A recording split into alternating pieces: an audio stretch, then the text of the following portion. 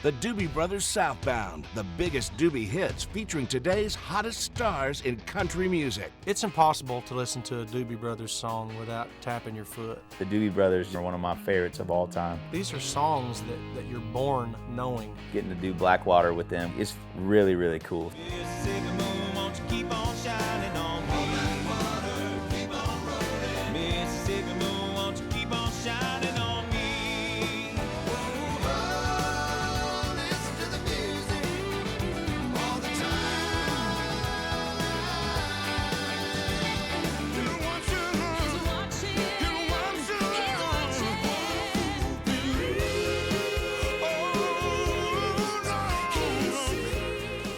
For over 40 years and 40 million albums sold, the Doobie Brothers music is the soundtrack to all of our lives.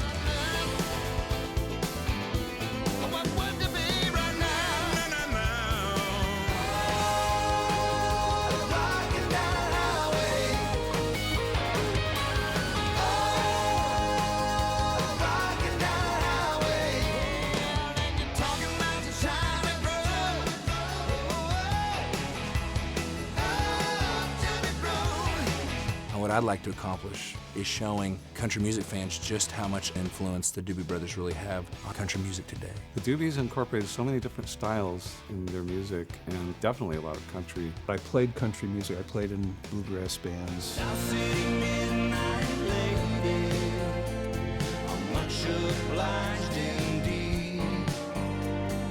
With Zac Brown Band, Blake Shelton and Hunter Hayes on guitar, Sarah Evans, Toby Keith, Chris Young, Love and Theft, Casey James, Brad Paisley, Tyler Farr, Jared Neiman, Amanda Sedano Ramirez of the band Johnny Swim with Vince Gill on guitar, Charlie Worsham. They're all great singers and they all have their own unique style. And I'm excited about them bringing that to our music after all these years. Getting to work with these artists, to me, is kind of fascinating because you get to watch what their version is like. I think it's exciting. They're making the songs new again, so it's a lot of fun. Jesus is just all right with me. Jesus is just all right. Oh yeah. Take me in your arms. Rock me a little while. You know, rock me a little while. To get to record and to do things with the legends and with the people that are musical heroes, that's the biggest honor as an artist. Down the road, I'll be able to look back and say, man, I got to be a part of the Doobie Brothers. The Doobie Brothers Southbound. Aloha and welcome to the broadcast. I'm Michael McCartney, and today's topic is one of a band of incredible legacy in the history of rock and roll and the strength and integrity in its songwriting. The album, Southbound, brand new from the Doobie Brothers. Aloha and welcome to the broadcast.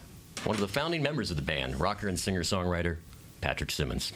Aloha, Pat, how you doing? Aloha, Michael, how you doing? I'm doing fine, thanks for asking. Good. You know, when this album first came out, I think I was under the impression it was more like one of those tribute albums where people get together and cover songs of the Doobie Brothers. I didn't realize that it was really officially a Doobie Brothers album. That was really a tribute to ourselves. So what was that like? You kind of sat around and pat each other's back? That's right. Now, how did the whole idea come about? You guys are so great. Let's see. David Huff came to us. He's the producer, the guy that produced it. He and his brother Dan are both pretty active and very active in the Nashville community, country music. And David had this idea to do a record with the Doobie Brothers of, kind of our greatest hits, if you will, and bring in a bunch of country, contemporary country artists to come in and perform. Yeah, because there's some heavy hitters us. on here. You've got Brad Paisley, you've got Vince Gill coming on playing guitar, Sarah Evans, Toby Keith.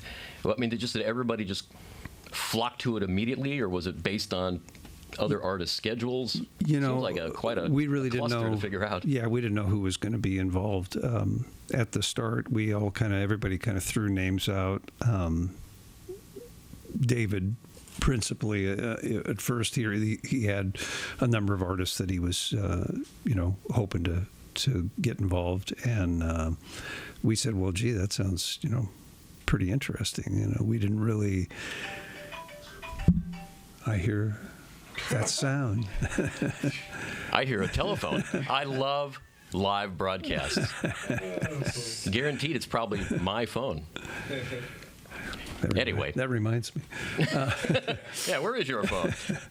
So, you know, we didn't really know what to think of it at first. We kind of thought, well, you know, it sounds good, but, you know, is anybody really going to want to do this? And so we said, sure, you know, we'll, if you can get some artists involved, you know, it sounds like it'd be a fun project. So, but when you said we, are you talking about the core four of you kind of thought it was a good idea? Or? It was myself and Tom Johnston and John McPhee originally, and our manager, Bruce Cohn. That was the four of us sitting down. And were you thinking, what are the pros versus and what are the cons of doing something like this? I don't think there was any sound like something fun to do. So much as is it some, you know, can these songs, I mean, certain songs can be interpreted in a country, you know, through that country lens, but can other, you know, can What a Fool Believes or, you know, China Grove, those kind of songs, are they going to, what are they going to be like? Are they going to translate? And I think that was probably our biggest concern is, are the songs going to work in this format? And David was convinced they would. And then we said, well, you know, we love doing crazy stuff like this, so this would be, you know, it's right up our alley. So as he attracted some artists to get involved, the other artists, you know, kind of jumped on board. So it was kind of one of those things that snowballed as it took form. Well, you guys have always been kind of an eclectic band in your approaches to how you arrange songs. They're not. There's a Doobie Brothers sound, but there's also just kind of a wide variety in the sense of, hey, this is kind of bluegrassy, this is kind of country, this is kind of rock, this is kind of R&B. So what made you think that maybe the songs would not have been easy to translate? I knew that you know, I got a couple songs on here, and I knew that they would translate easily because they were both kind of more country-based. And then Tom has a side to him, I think, within his songs, the actual songs and the lyrics lend themselves to, you know, kind of a country genre, and if you will, you know, listen to the music. Even China Grove, a long train running, you know, down around the corner, half a mile from here. See them old trains running, you watch them disappear. Those kind of lyrics, you know, they seem natural, and that's, you know. I thought those are the lyrics that actually people connected with on your original hits. I think so. You know, we kind of are. I don't know. Everybody tosses the word around, but an Americana style band. You know, our roots are in traditional music to a certain degree. You know, the blues and the folk blues, the country blues. You know, we're rock and rollers, and that's really in a American tradition now. So, you know, it wasn't that big a leap in the end. Mike's tunes, again, we didn't really know whether Mike would want to do this. We called him and said, you know, what do you think? He says, oh, that sounds like something, I'd love to do that. And, you know, Mike lived in Nashville for quite a few years, and so he knows a few of the artists anyway that worked on the record. And so he was into it, and then you know, it was again one of those things that what are Mike's tunes going to be like in this format? And in the end, we sort of treated all the songs the same. They were basically, we went back to the original arrangements and kind of stayed true to the arrangements and the instrumentation that we originally played, and we messed around with them a little bit just to kind of shorten little parts here and there, and tailor it a little for the vocalists involved. yeah, we changed some of the keys so it'd be more comfortable for the singers to sing, and then the guys, when we cut the tracks, we went in with some Nashville studio guys, and as we cut the tracks, we started thinking, how can we make these tracks fit a little bit within that country genre, and we had guys playing, banjos and mandolins and that kind of stuff on the basic tracks, and it kind of and steel there. I think there's pedal steel on almost every track, but I can not hear that in some of the songs. Definitely. Yeah, and in the songs, but not in the traditional way that you would normally, hear a steel player. So a lot of it was kind of more legato kind of playing and long, whole notes and that kind of stuff over the top of things. So in a way, took the part that string players might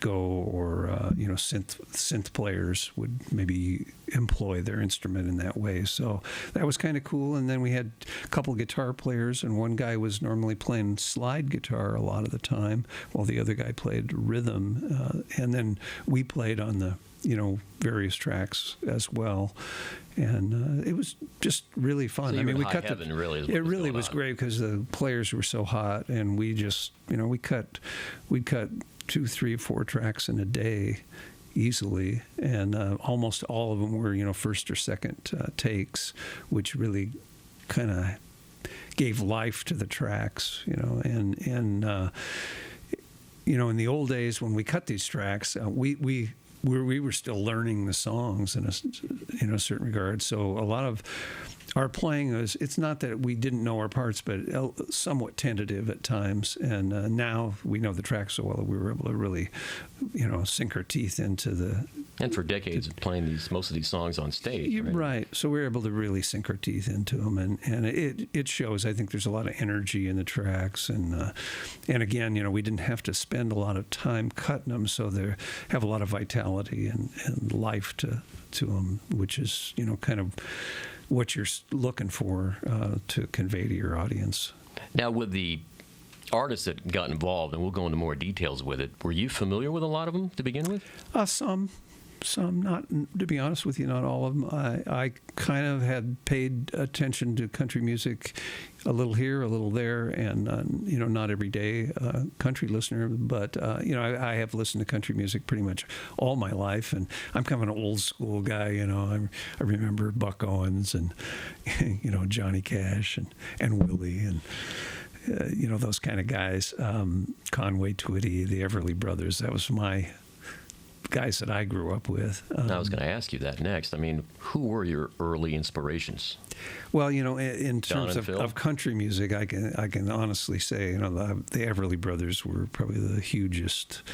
I didn't realize it till I started thinking about it, because you sort of lose touch with those roots as you move along, progress and evolve as an artist your yourself. musical road. You're always looking ahead, and it's hard sometimes to look back behind. But they were certainly one of the first killer harmony groups that I listened to. Do you think they get their due?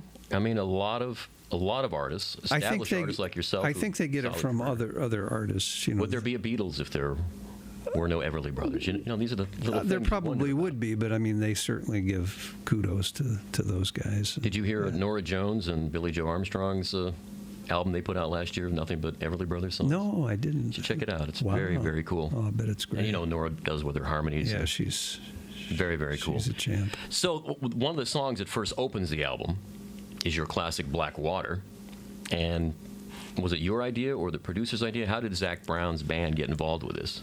I think Zach was one of the names that we threw out, pretty much initially. So he was one you knew. Yeah, and we had actually played a gig at the same venue they were at, the Merle Fest. The Merle Fest? Out in is it South Carolina, North? Is that named after a town or Merle Haggard? It's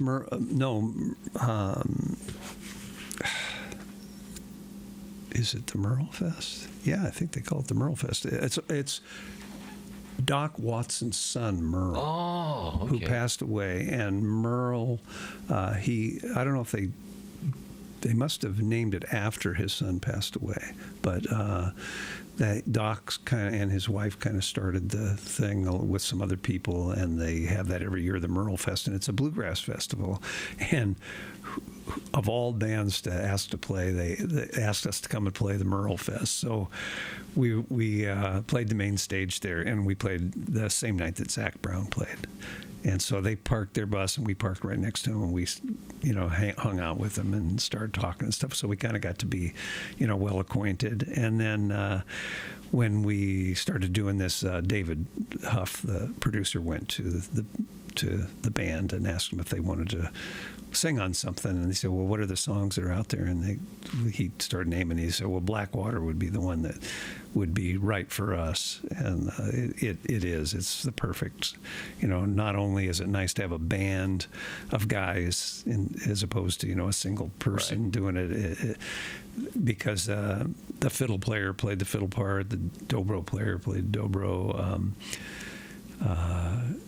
Zach sang, and some of the other guys. Did it feel like a little bit of a band, flashback? Like, was it surreal? Like, wait a minute.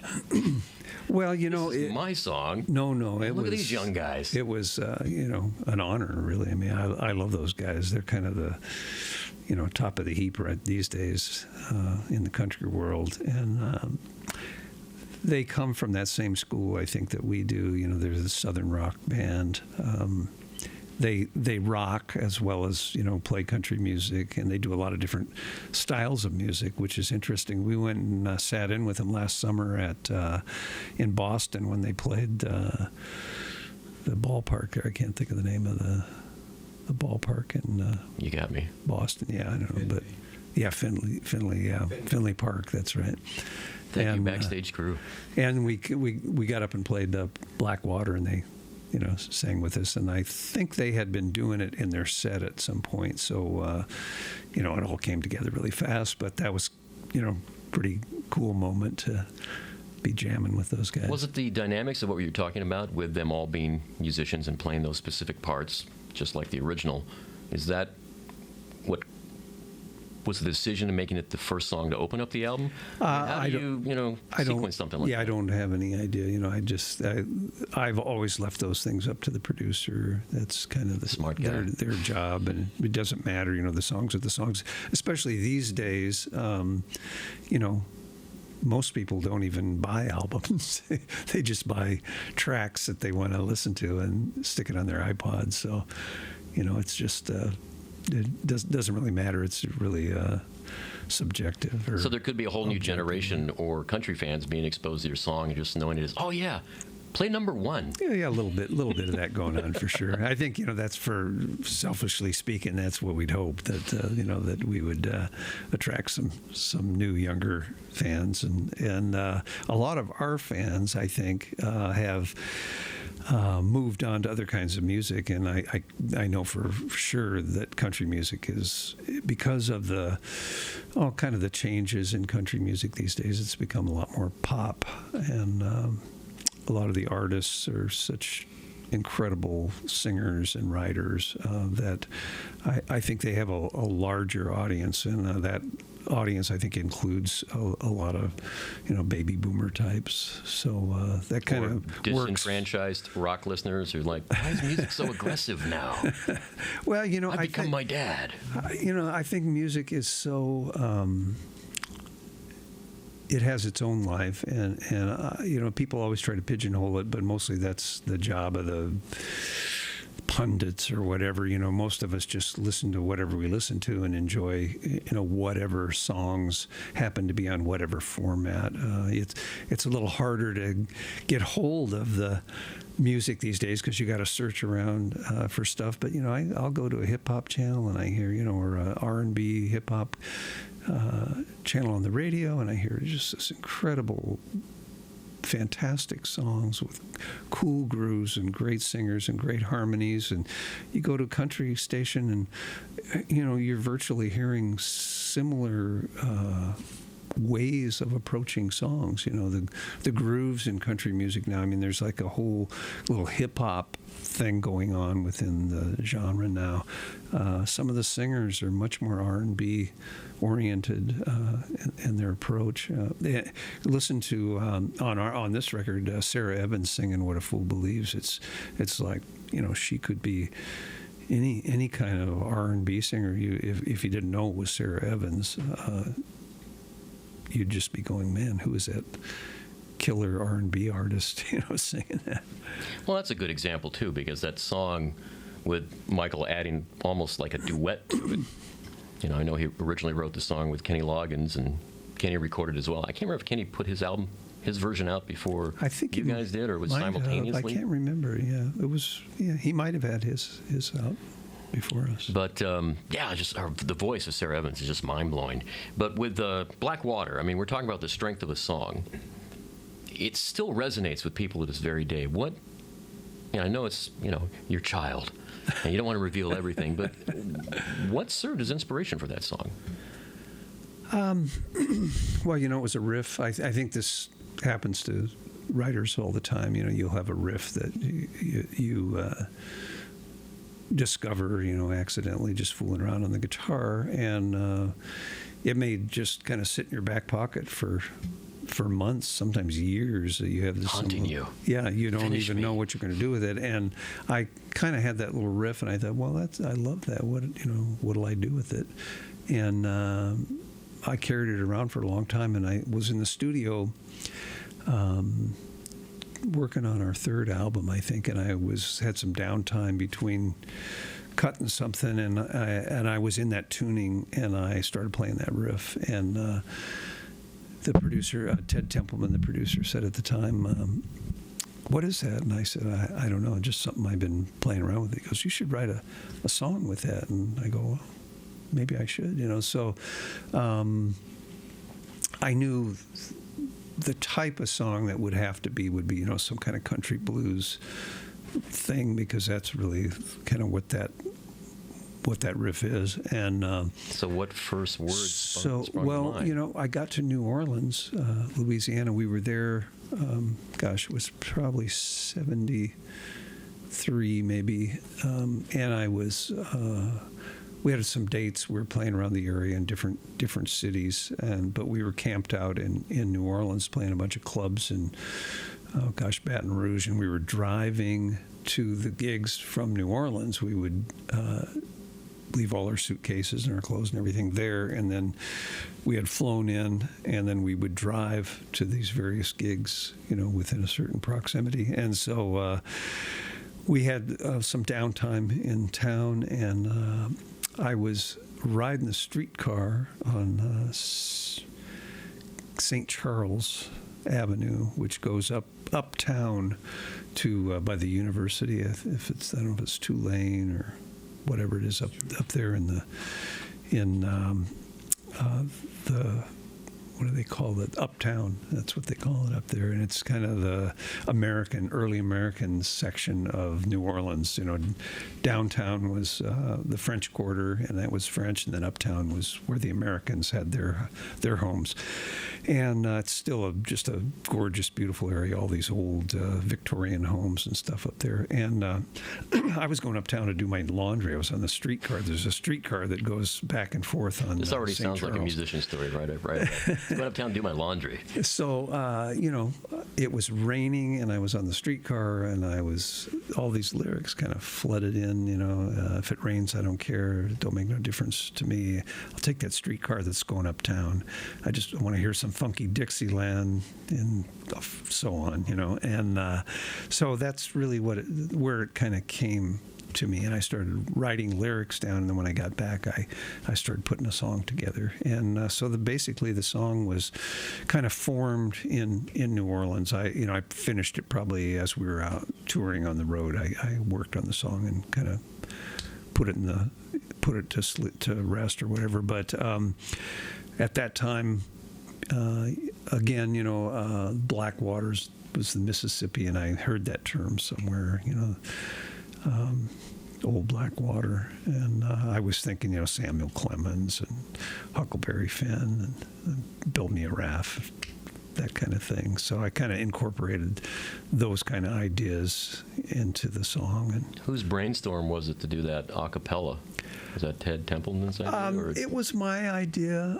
I had an idea to do that. I wasn't going to break it down to complete a cappella. I was going to employ a Dixieland band. Oh, cool. So I wanted to. I was thinking I'd have a clarinet and a trumpet, maybe a trombone, and break it down to a little Dixieland, probably a tuba, and break it down to that kind of a thing, and then have the band singing those background vocals. And when we got in there to do it, Ted broke it all the way down to a cappella, and in the end we said, well, that's good. Let's not overproduce it. Let's keep it that works. Well, you had all those key changes, bridges, the chorus, a catchy tune, wild arrangements going on. Did you expect it to do as well as it did? I would imagine not. Just no, we the didn't. fact that this was a #1 record, your first #1 record, you must have been proud of that. Yeah, for sure. No, we had no idea. We weren't even. It wasn't even on the radar. It's got to be surreal to you, right? It's like, wait, what? Oh yeah, it was completely. People are digging it that much. Yeah, no. As far as I was concerned, Tom wrote the hit songs. I wrote some songs, but he was the great singer and the great writer. So you often refer to this song as your hit. My hit, yeah. I'll do a medley of my hit. Well, you were mentioning, the Dixieland, aspect of possibly doing that. I was remembering that on the first album, you guys covered Randy Newman's "The Beehive State." Right. What made you record that song? One of the producers on that record is Lenny Waronker, and Lenny is Randy's producer, and I think he's produced just about everything Randy's ever recorded. And Randy was a young artist in those days, along with us, and I think he had one album out at that time, and but he had created quite a buzz because he had written other songs for other artists. Other artists. Three Dog Night. Yeah. Aaron Nielsen did an entire album of his material. So people were excited about him as a writer, and Lenny was, over the top about Randy, really. And we had no idea who he was. And then we sat down and listened to his music and thought, man, this is so clever. And, it's the kind of music that, for me particularly, being kind of more of a traditional player, I really loved, what he was doing, and his stories were incredible, and stories in song. And you think that's tough though, sometimes for an artist or even a songwriter, because sometimes the audience projects that story, making it you, when it's just really a character. It doesn't matter, I don't think. Especially when he's playing, he's singing from the perspective of a lot of really quirky, inappropriate characters. I think the characters that you create are you, and if they're not you, they're something that you certainly have an identification with, and that could be good or bad. True. It's not always someone or something you like that you're singing about, and I think people who know the artist would know, should know that, but then. I got to think that, the subject matter in songs is, plays the artist feels it and relates to it as a part of himself, so. Is that the case for you with South City Midnight Lady?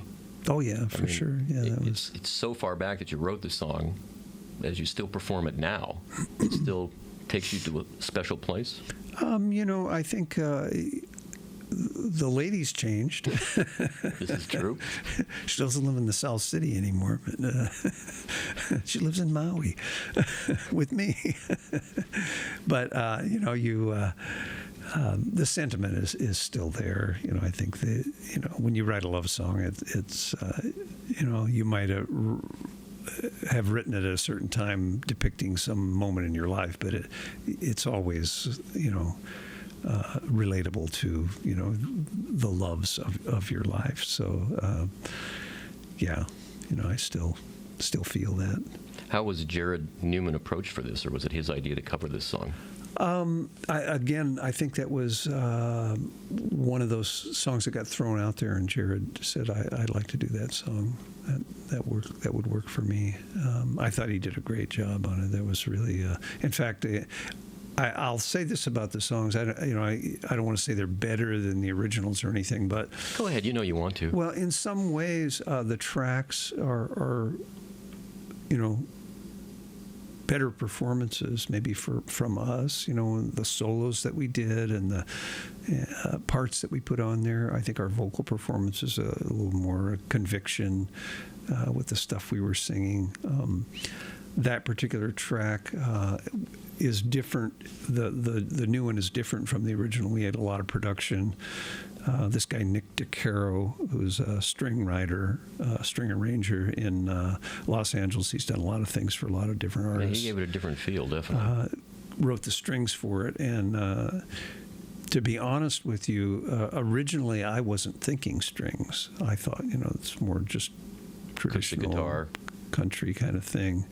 And then when Ted said, I want to do a string arrangement, and I'd like to have Nick write the string arrangement, I wasn't sure about it, but I'm like one of those guys that, hey, yeah, do whatever, and I always have trusted the producers. I don't try to second guess guys. That's their job, is to produce the record. And this is my own philosophy now, and it's not true for every artist, and that's why a lot of albums are produced differently. But I always feel like when you hire a producer, you do it because you want their input, and when they have an idea, I don't resist it. I just go do it. If we like it, we'll know it, And if we don't, we don't. If we don't, we don't. And we've done plenty of things that in the studio that, my suggestions and the producer's suggestions that we ended up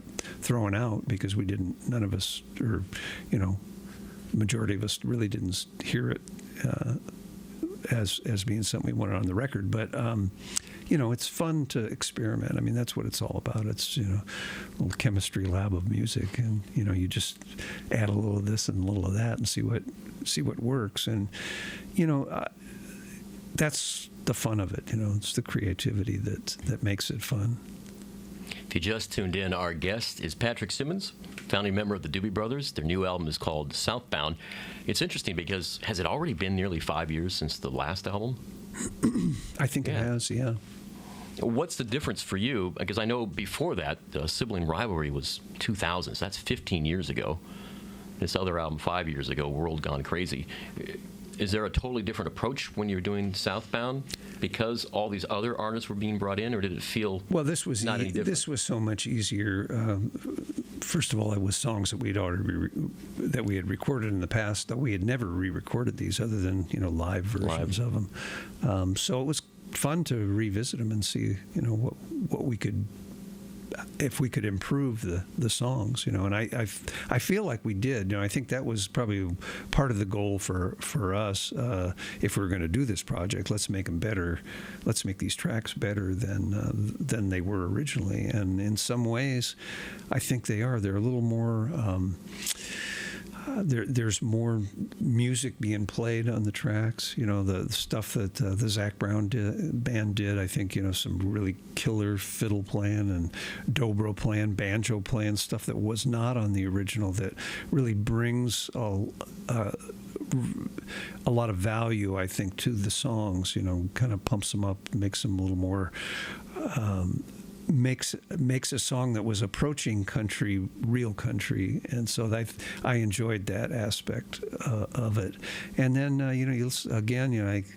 want to go back to What a Fool Believes, but Mike McDonald just brought it full tilt on his vocal performance, and again on Taken to the Streets, Tommy on everything he sang on. He just, the guys just, I think they topped their performances on the original tracks. And, that's something that we really wanted to do. So I think that from that standpoint, we accomplished a lot, and it's all relative, nothing would be like the original, and the originals had that magic, and that's why they were, popular songs in their day. Captured in that moment of time. Yeah. I'm assuming that Tom Johnson must have been just psyched, just jazzed, having Blake Shelton, listen to the music absolutely. along with Hunter Hayes. I mean, that's, and he's in there singing too, and I'm just like, wow, and the guitar playing. Were you guys like dueling one another? What was going on? Mostly we would. We cut the tracks, and then each of us came in individually and added our parts. Sometimes the other artists were around. Sometimes we were around when they were doing stuff. Sometimes it was just us. Sometimes I was all by myself doing something. The other guys were out having coffee or something. Those kinds of things. So when the artists were there, were you just sitting on the other side of the booth, or were you in the room with them, and just watching them awestruck? No, on the other side. Yeah, watching them do their thing. And, I did not see Blake, but Tommy went down. He did it in Los Angeles, and he went and saw him sing, and he said it was really cool. He said he just said, let me know when you think I got it. He said, I'll just keep doing it until you think it's right, and I'll make it happen. So he's really, really a good guy. And I imagine he must have had been pretty excited with Long Train Running too. Yeah, Toby Keith killed it. Yeah, he really.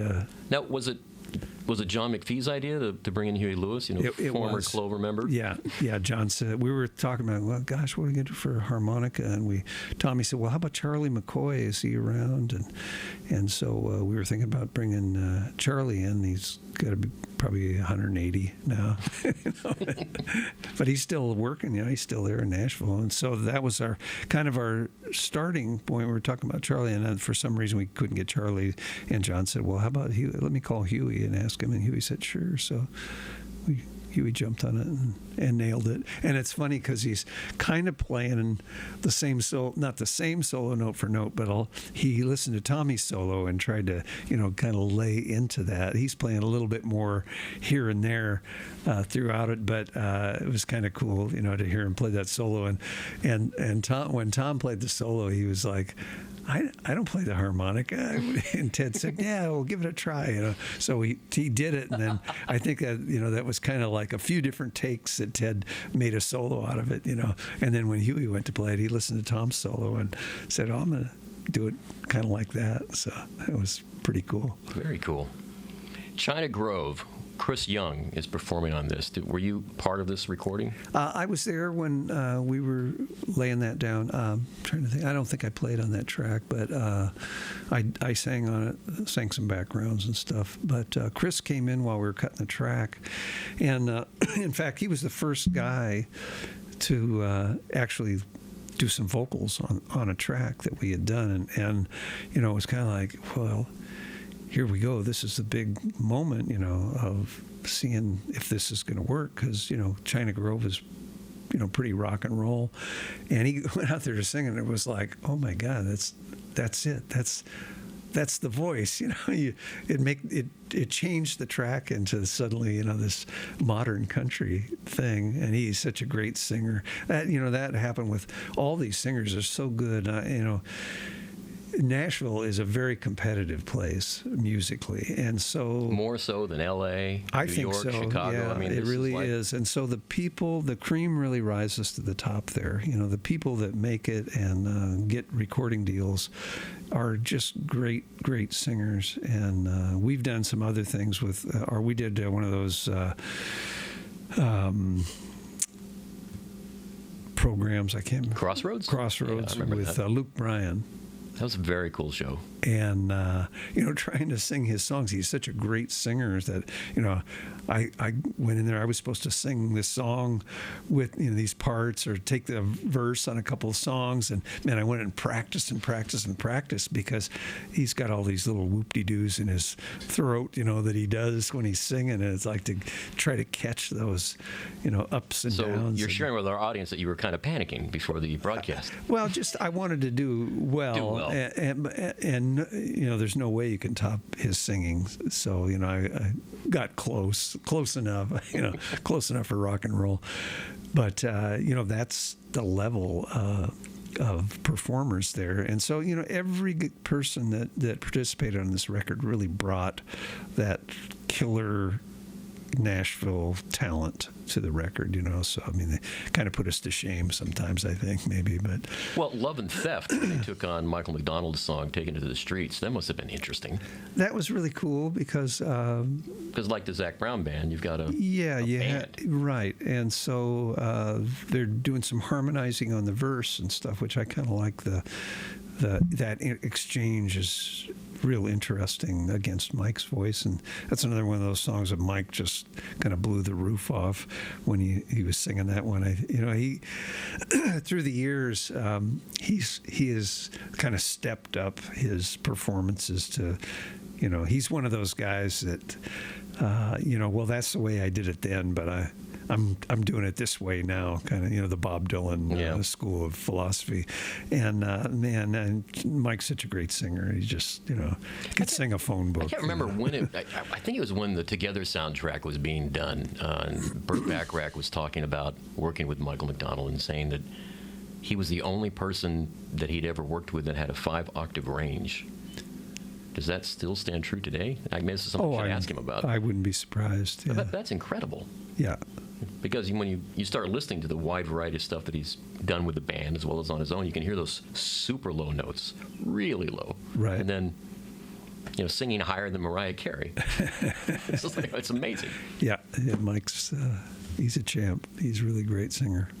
Now, when we're talking about, the strength of songs, because not all songs were written by the band. You had Arthur Reynolds, Jesus Is Just All Right. I think, was that like maybe your first radio chart topper that was not written by anyone in the band? Probably.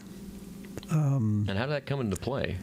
It's so identified with you guys. Yeah, we used to do that song in our club sets, night after night. In San Jose, we were playing all these biker bars, and for some reason... So how old were you when you were playing these biker bars? 22, 23, maybe. Yeah. Even tough audiences. Actually, I was to get attention. Even younger, probably. 22. I was 22 when we started playing. It was great. We. I was riding bikes back then, so I could totally identify with all the audience. But did they identify with you guys? They did. In fact, because they're all not the same age bracket back then, right? I mean, you're not playing to a bunch of 20-year-old bikers. They were in their 20s, a lot of 20-year-olds, 20-somethings. There were the older guys too, but there's always younger guys, in the clubs, and a lot of them weren't in clubs. They were just guys that rode, that showed up. But we kind of had this little following, this little motorcycle thing going on, which goes all the way till today. Yeah. Yeah, well, I've always ridden, well, not always, but, since I was a teenager, and so I still ride, and it's really a huge part of it's the other thing I do, is, ride and wrench on bikes. But back then, it was kind of we got to be this biker band. I don't know. It wasn't anything we were really trying to do. We just happened to be playing all these clubs where the bikers hung out, and then suddenly we were, kind of one of their favorite bands. And so they took down the chicken wire. You didn't have stuff thrown at you anymore. We did have friends that were in clubs and stuff, and so that was part of it as well. Like I had buddies that I used to hang out at this restaurant in Los Gatos, California, and it was a place where a lot of the bikers, the Hells Angels, used to come and have breakfast. And I got to be friends with Phil Cross, who was the vice president, I think, of the San Jose chapter at that time, and we just got to be good friends. Later on, he was great friends with my sister and my brother-in-law. It's one of those funny, things where small world things that, we all kind of got to know each other, and so that was a little bit of a connection there with the club as well. And they would ask us to come and play functions and stuff. And I don't know if we ever actually played anything for them, but we showed up at some of the parties and stuff, ready to hit the stage if the other band ever got off, which no one ever did. But, man, can't somebody phone in sick once? I don't know if it's the biker connection, if it was the movie. I don't know if it was the film that you did the song for, or it was originally just a song on Brotherhood back in '91 when you did Dangerous. Was that done for the film, or was that done? I had written that song years before. Trying to think. I think I wrote it. Trying to visualize, it was just one of those songs that I wrote, and I think I played it in clubs and stuff with bands. And when we got in to do that record, the way we always do stuff is everybody brings in their songs they've written, and then we'll have demos or we'll have guitars or whatever, and we'll play stuff for each other, and we'll go, hey, I like that, I like this, what about this, what about that? And then the producer, if we have a producer at that point, he'll go, well, let's start with this song, let's start with that song, and we go in and record. And that was one of those songs, just that everybody liked it, and let's go in and try it. And I had told everybody, well, I have this vision that I want to break it down to acoustic guitars, kind of a country blues intro, and then break it down again in the song. And there we go, that'll be cool. So we actually recorded the track, and then we went back and added the acoustical guitar breakdown. And wow. Which was really made it. We didn't know whether, I when I had the idea, I said, if it works, we can do it. If it doesn't, we'll just do the song the way it is. And so, we had nothing to lose by trying it. I think you pulled it off. I mean, personally, it's been one of my favorite songs by the band. It's kind of one of the cool moments in the tune where it kind of breaks down to that back. I had no idea that you guys would be performing it so much. It's really become a highlight of your stage show, hasn't it? We have not been doing it the last couple of years, but it has been a highlight, yeah. It's one of those good live tunes. It's fun to play. And the switch between acoustic and electric. And then we'll set our acoustics up on stands so we can go do the breakdown and everything. It works, and I think the audience really likes that. And then we had put that album out, and somebody came to us and said, hey, Brian Bosworth is doing this motorcycle movie, and we're looking for some songs for the movie. Would you be interested in offering up, Dangerous, because we think that would fit we have a concept where we want to put it and stuff. And we said, well, of course, and then we did it. They did it for the film, and then we thought, well, let's go do a music video, and then Brian came and hung out, and we did this little music video thing. So that was kind of when MTV was first getting started. That was we got our feet wet doing a couple of music videos. That was one of them. And you did one or two on your own for your solo album, right, in the early 80s? We don't talk about that. Look for it online. Trust me, you'll love it. Yeah, I did. Because we've got our own Nia I did one music video. I think for that. I don't know if I did more than one. I think I just did the one. You're coming down a stairway on a plane or something. I can't remember. I can't remember. It was. It's fun. It's fun to watch. Something about narcotics and smuggling or something. I don't know.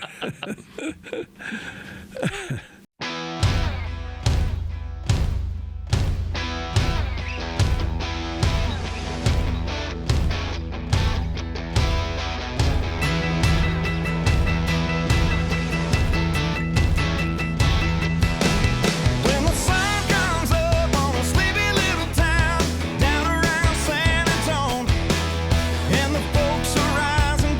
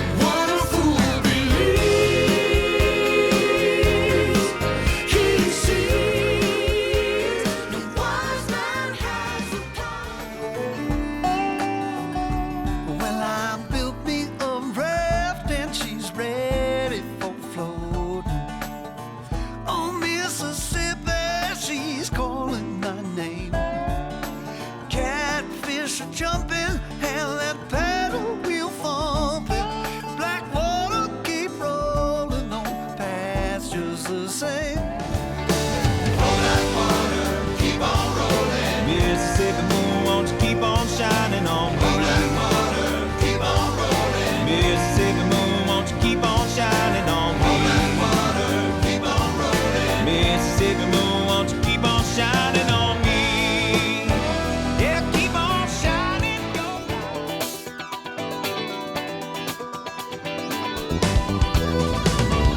Down around that corner, a half a mile from here, but see them old train run, and you watch them disappear. Without love, where would you be now, now, now, now? Without love,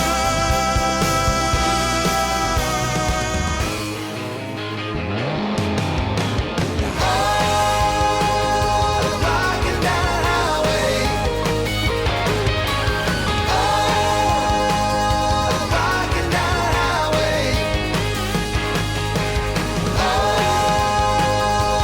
Rocking down the highway. Rocking down the highway. Rocking down the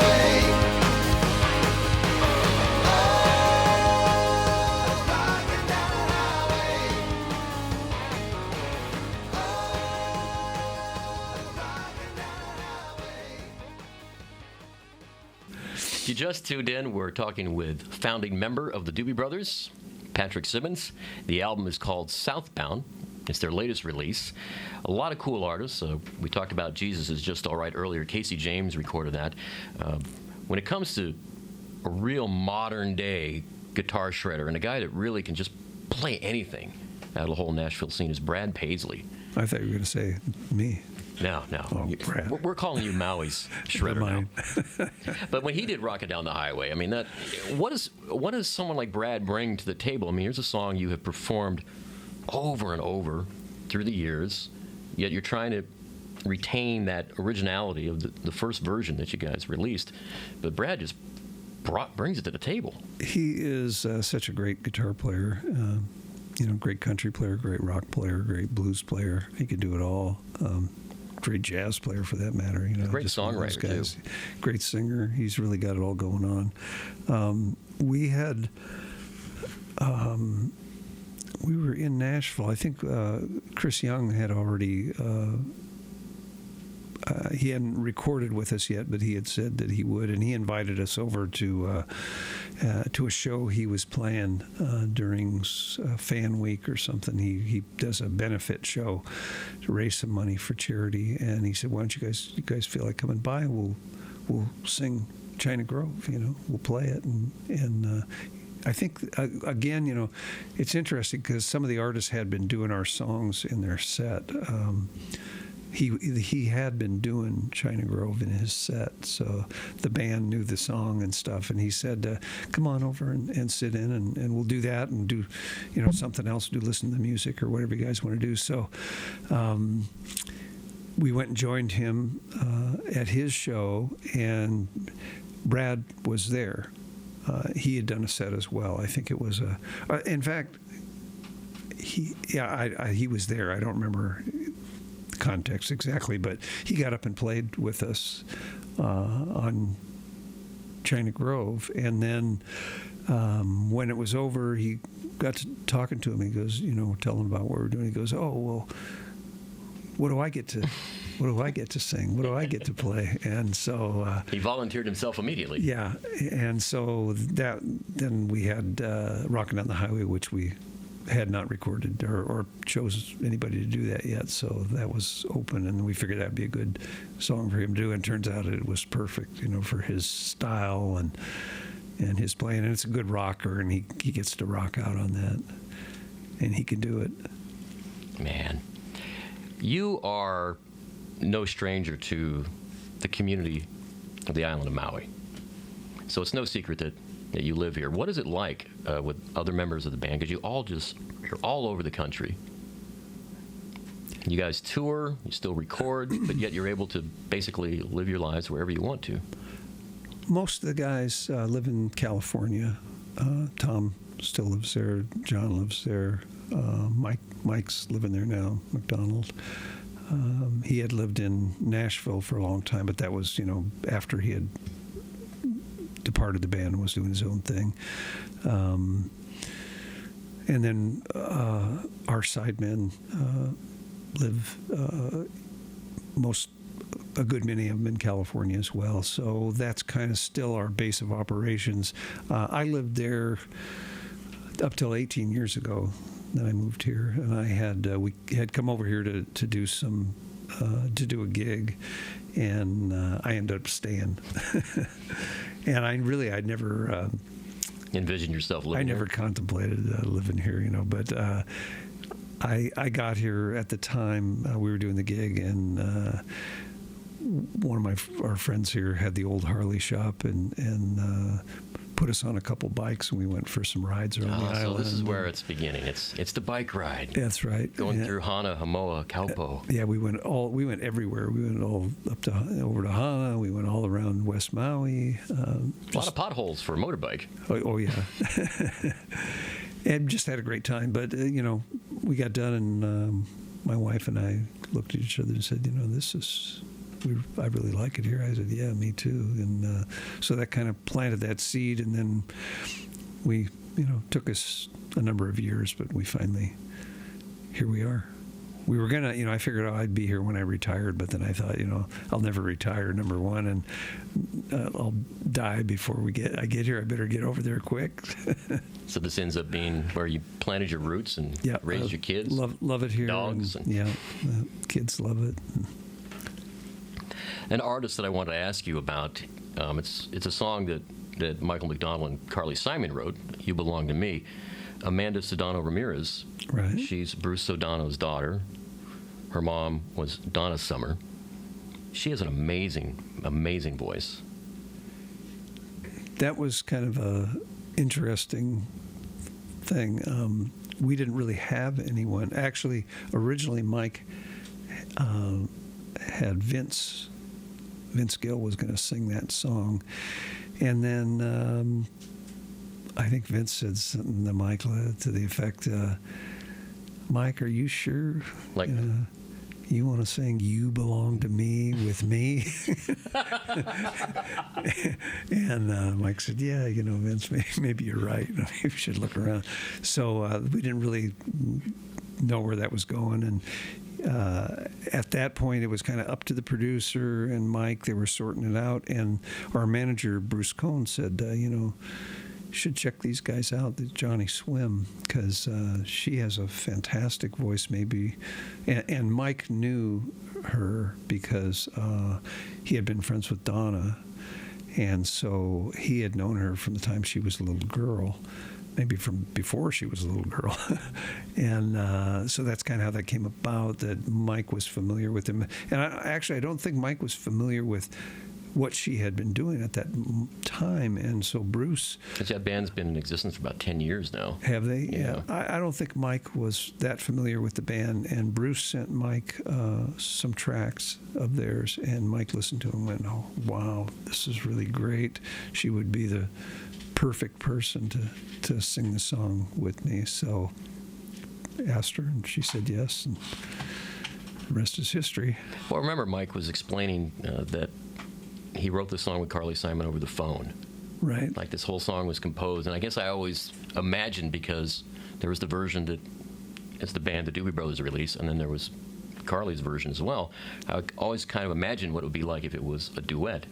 So it's kind of cool that you guys were able to do this. And it works really well in that way. A lot of Mike's love songs, Mike's songs in particular, are really about, that interplay between. that tension. Both those songs, "You Belong to Me" and "What a Fool Believes," in a certain respect, they sort of reflect a certain outlook. I don't know if he was going through it or obviously been through it, but that kind of breaking up, coming back together, getting that dynamic, and they're reflective of that in a certain respect, and it really works well with a female voice and Mike singing, because it a little passion play going on there, I think. Now, Charlie Worsham is an artist that I'm not totally familiar with, and closes out the album with Nobody, and then you actually have this kind of cool instrumental thing that He is you and John play before the song starts. a young guy in Nashville, kind of a newer artist. And the story Tommy gave me was that he had gone up to the studio in Warner Brothers with somebody that he knew there, and he was around the office, and they were showing him some new artists and CDs and stuff, and playing him some stuff, and must have been maybe with the idea of finding somebody to perform on one of the songs, maybe that song in particular. I don't know all the details, but I know that he heard Charlie's CD of his album and went, "Who is this guy? This is, of all the stuff I've heard, this really turns me on the most. I really like what I'm hearing." And Charlie's like a multi-instrumentalist. I think he played all the instruments on his record, his latest album that he recorded, and great singer, killer singer, just a really great songwriter, super talented guy. And what he brings to that song is, and not only that, but there are some vocal parts that were not on the original, and in a certain sense brought it to another level for me. It was always a good song, and I liked it, but it never was really what I would call a hit song. But because of the way the additions that he did to the song, it sort of took it to a more pop level, and it's just really great. And we've even have performed it a little bit recently, and have adapted his parts that he came up with to the song, because we thought they were so great. So, and that little addition that John McPhee and I added, that was another little thing that we stuck in the beginning of it. So I think we had done that. We did that for not Sibling Rivalry, but World Gone Crazy, our last album. We had added that. We actually re-recorded that. Ted Templeman wanted to give it a shot, re-recording it. After all that time. Just for fun, because it had been 40 years since we'd recorded the song, 44 years or something. And so it may have been the first song we ever recorded with Ted. And so wow. When we went into... That's got some history. Yeah, so when we went in to do the album with him, he said, "Hey, let's do this song again just for fun, and see if we can top the performance." Sweet. If you just tuned in, we are in our final moments with our guest, Patrick Simmons. The Doobie Brothers album is called Southbound. I'm not sure. How are we doing on time? 56. 57. You want to take any questions from our studio audience? Who's your favorite artist or music that you listen to now?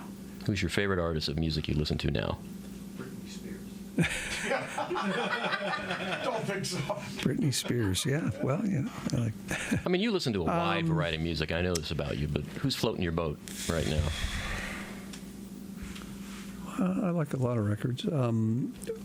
I love Train, Jack Johnson. Songwriters. All those guys, they write. I like what they do. You also find yourself in the same thing we were talking about at the beginning, where people just refer to, I don't know that song title. Yeah, I know that artist. I think I know that guy. But I like this. I like the groove. Where you just don't know who they are. I like some obscure stuff. I like Amos Lee. A lot of people don't really know who Amos Lee is. I like, what's his name? Ray. I want to call him. LaMontagne? LaMontagne. I like him a lot. Good guess. I love his what he does. I don't know. Is that good? I like a lot of Hawaiian music. I love Willie Kay. I think he's a killer. I think he's a sort of a national treasure, a state treasure for sure. I just went and saw Hapa last night. Barry Flanagan is one of the most rippinest guitar players in the islands here. Henry Capono. Caleb Beamer. Well, I know that Maui obviously got to our culture here. I mean, you've took a stab, and quite well, by the way, on, was it Sibling Rivalry? Yeah, it was Sibling Rivalry where you had Five Corners. Five Corners just up the road. Great slack key instrumental. Was that just something you were noodling with? And it was something I was noodling with. what do I call this? Or were you actually thinking of Five Corners? I was thinking of something that would represent, where I was at the moment. There were plenty of Hawaiian names that came to me, but I thought, those are so obscure they won't mean anything to people outside of us. So I'll pick something that's. So how many people elsewhere in the world are like, wow, Five Corners, man, Pat, that is deep. That's kind of what I figured. They look at there's four corners, but how do you get five corners? And then I thought, well, that'll make them think a little bit, and then everybody that lives around here knows what I was referring to. So. What's maybe you've been asked this before, and I'm not just kind of diving into the what's happening episode that you did back in good old 70s sitcom, but you've discussed that enough in the past. What for you do you remember being like the absolute worst moment ever performing on stage? Worst moment, it's usually when you're not feeling well, just because you like you don't need to be on the stage. Yeah, that there's a part that you have to sing coming up, and you're not going to be able to hit the notes, and how are you going to reinvent the part to still keep it entertaining and not put the audience off. But you're trying to improvise to do your best, and you're looking at 3,000 people in the seats. Yeah, those are the hardest moments, really.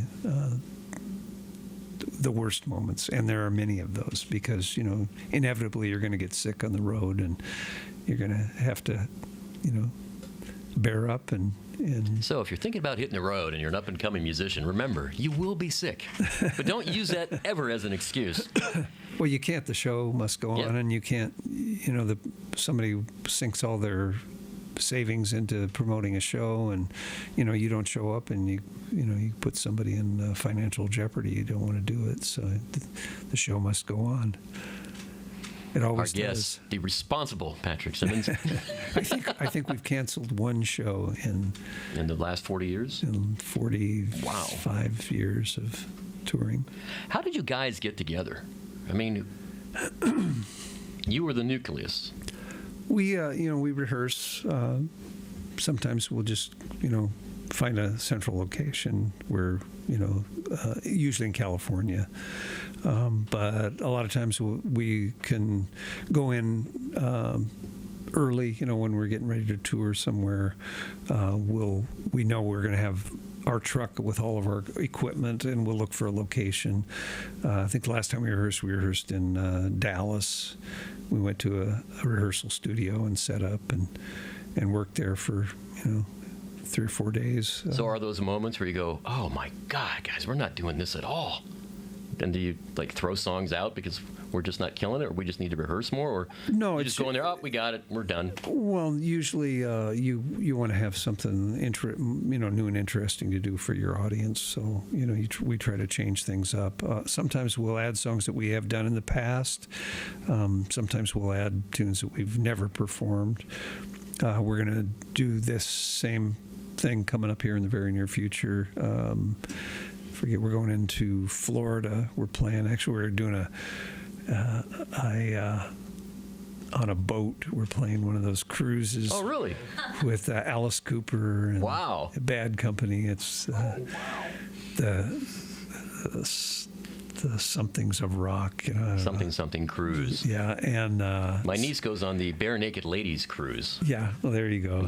We're just hoping that we don't all come down with some weird virus and be floating remember, around. Everyone on the boat will be sick, so you don't have to worry about that.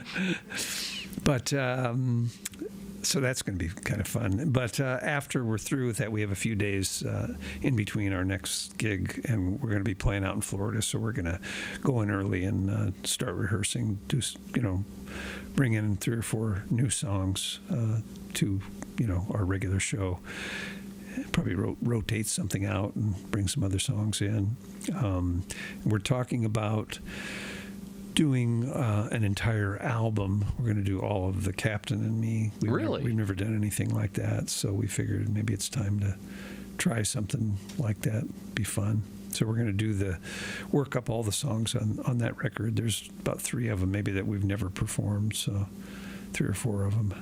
We have done most all of them, but there's a few of them that just we didn't feel like they were conducive to live performance. So, but now revisiting it. Well, we figure if they're within the context of a complete album, that it would make sense, and then you're not looking for this.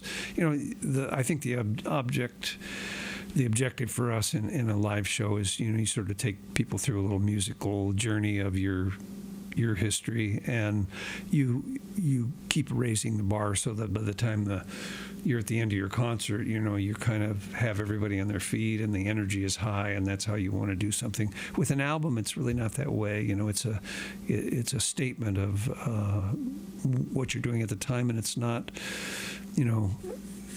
other than certain bands. I'm trying to think of. Disco bands.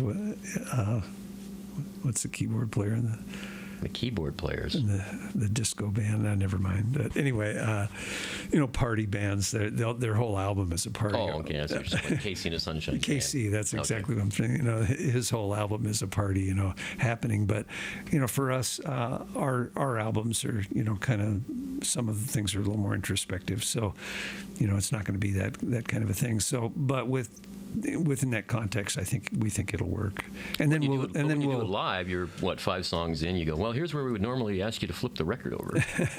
Right. Well, we'll come up with something, creative to, maybe have some sound in between the tracks of the before we start the song or something. What would you like to share with our audience before we let you go? Well, I'd like to share. I don't know. This album is amazing. I really like what you guys have done with Southbound. And you've got, do you have like another original material album? We are, off in the works? Yeah, that's something I could share. We are in the process of working up some new tunes for a newer record. We're maybe going to work with David Huff. That's kind of what we're hoping, that he'll want to do this record with us, because he did such a great job on this. And you see it being done in Nashville, possibly again? It could be anywhere. In a certain sense, the way we have worked more recently is we can work anywhere. You cut the tracks anywhere. When we did Work on Crazy, we cut most of the tracks in L.A., but then we cut some of the tracks in up in Northern California. And then we went to a couple different studios down in California, in Southern California. But then we did some overdubs in different studios. I worked here with Dave Russell over in Paia. And I've done Dave that. used to play the ukulele on the sugarcane train. Yeah, that's right. Back in the day. That's right. He made a record too of. What do you call it? Never mind. I'll think of it. But yeah, Dave's a super talent. He had a couple of Grammy Awards for the Steely Dan. Steely Dan. 2 Against Nature. I think he got 2 Grammys for that. So yes, really talented guy. So I work with Dave here. I've got my own studio. I showed you today that I'm starting to be able to record things myself. So that's another possibility. So we end up. So Pat's putting engineers and producers out of work, is what he's saying. Well, I've always done demos. That's really why I have a studio, to do demos of my songs. But and you can be creative, and it's right there. When you have it. You never know whether you're going to get something that you might want to use. So if you can top it in another basic track, that's one thing. But maybe you have a basic track that everybody can add to. And we did that on our last record. We cut the tracks, and the drummer came back, and Mike Hossack, and replayed a lot of the drum tracks tracks. Interesting. Because with digital recording, Pro Tools in particular, it's makes it so much easier to add tracks to once you've recorded, because everything goes in as digital information. So you have all your hits, from the drums, recorded as MIDI as well as your digital waveforms. So you're able to manipulate things and put things in place in a more succinct manner, and it makes it nice for especially for drummers, because drummers have always been stuck with the track they played, because in the old days you wanted to get a good drum track and you wanted to get a good bass track, and everything else could be overdubbed to that. But those were the things that you could overdub the bass, but you could never really overdub the drums. Yeah. They were just too difficult. But now with digital recording, you're actually able to re-record a drum track and do it well, and or just manipulate one hit without any bleed into another microphone, that kind of stuff. It's amazing what you can do with digital recording now. So it's more fun, I think, for drummers maybe than it used to be. So you are giving respect to the drummers. That's good. little bit of a gearhead stuff for our music fans out there. I want to send out a big mahalo nui loa. Thank you so much for coming down. Hey, Appreciate thank it. you. Big time. And look forward to having you come by to the studio again. Yeah. Maybe play a song next time. That'd be cool. Look forward to it. Thanks, Michael. All right. Much aloha to you. Aloha. Bye-bye.